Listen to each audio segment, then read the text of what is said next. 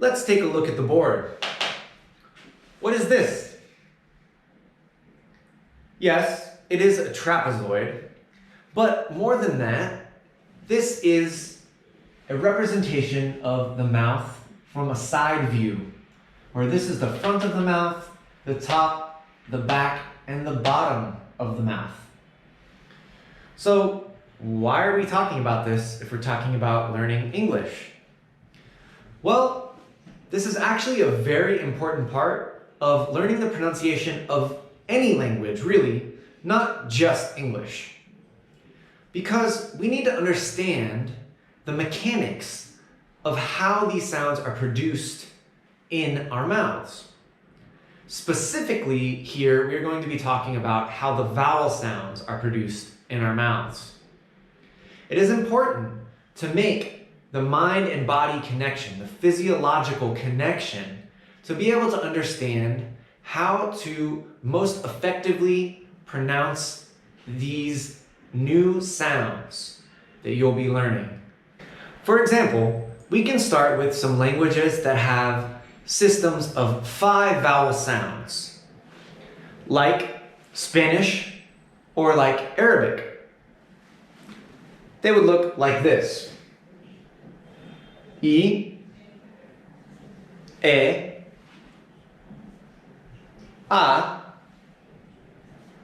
O, U. Now, we might say them in a different order, but that doesn't really matter. And I know what you're thinking, wait a minute, Arabic only has 3 vowels. Well, yes, it has 3 vowels in the written system, but in pronunciation, it has 4 or 5 vowels, depending on how you might think about it. But Spanish is what I might call the perfect vowel system, in that it has the perfect distribution of vowels in the mouth. There are 2 vowels in the front of the mouth, 2 vowels in the back of the mouth, and 1 vowel right in the center of the bottom of the mouth. So we can't really confuse any of these vowels. If we are talking about Spanish, this is very easy to see which vowels these represent because Spanish uses a Roman alphabet. But Arabic does not use a Roman alphabet. So to give you some examples of words that might use these sounds, we could think of the word kitab, like the word book. Or we could think of the word maktub, like it is written. And for the O, we might think of a word like bonbon, like the candy. Okay, so in English, these vowels are a little bit different. Instead of I and E, we actually make these sounds a little bit longer. And we close our mouths a little bit more when we say these sounds. For example, instead of just I, a flat I, or E, what we will do instead is we will close our mouths a bit more when we say it to make it sound more like E, or if you look from the side, E.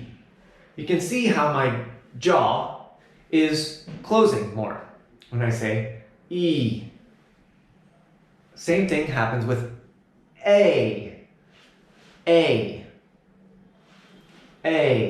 It's a little bit more extreme of a difference with this sound, A.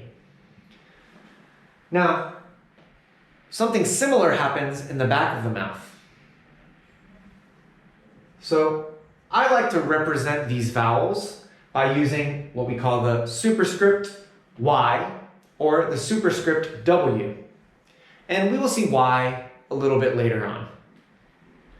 So the difference between U in Arabic or in Spanish or in Turkish versus the U in English is, well, I think you can see it if you pay attention. In English, U, right, like you, we push our lips out more. We do what we call purse. We purse our lips. The same thing happens with the O in English. O. It is different from O in Spanish or O in Arabic or Turkish. So you should think about that when you're making these sounds. And the ah is also different in English versus in Arabic or in Turkish or in Spanish. In English, what we've done is we've changed this vowel and we've transformed it into 3 different vowels. So in English, we decided to push the vowel back in the mouth, push it forward, and push it up and a little back as well. For example, instead of using this vowel in English, we pushed it to the back of the mouth to make the sound ah, ah. So it's different than in Spanish or in other languages where we say ah, ah, ah. It's more in the back, ah, like when you open your mouth for the doctor. Say ah, right? We've also pushed this ah vowel sound to the front of the mouth to make ah. Ah, ah, like in apple. It's not apple, it's apple.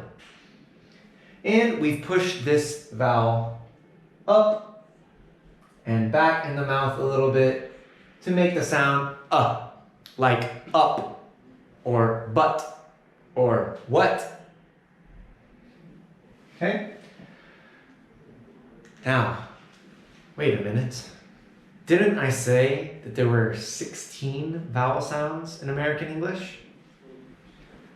Yes, I did, but I think that's a little bit too much information for just 1 or 2 videos.